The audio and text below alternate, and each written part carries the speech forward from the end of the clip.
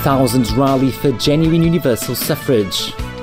Poll indicates many want free and open nomination for chief executive election. And Hong Kong and the world celebrates New Year's.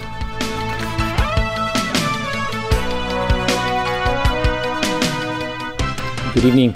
Thousands rallied on the streets this New Year's Day calling for universal suffrage and an open nomination of candidates so that anyone, including critics of Beijing, can stand in elections. Police say more than 11,000 people took part at the peak of the rally, while organisers say around 30,000 attended. Officials say a woman was arrested for trying to block traffic.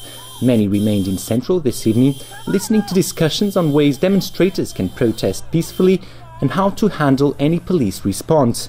Others explored the district in small groups to get ideas if Occupy Central goes ahead with its action this summer. Rani Santani begins our coverage. Supporters of Leung Chun-ying's administration and the central government also took to the streets today.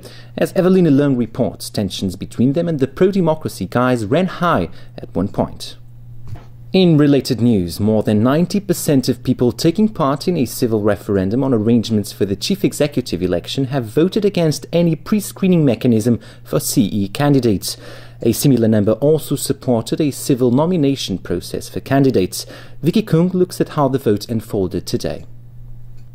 Beijing has condemned 4 Hong Kong activists who broke into the PLA barracks at Tamar last week.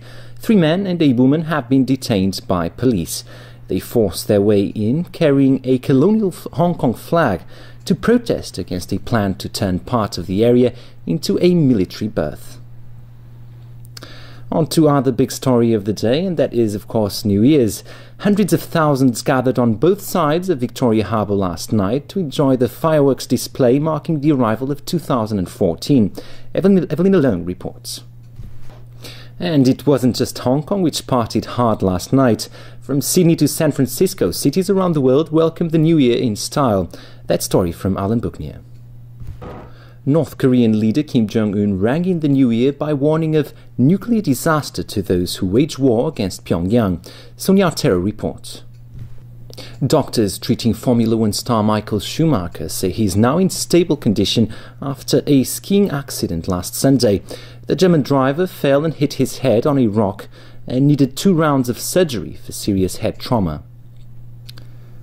And finally the weather, sunny periods with a high of 19 degrees tomorrow. That's all the news. Good night.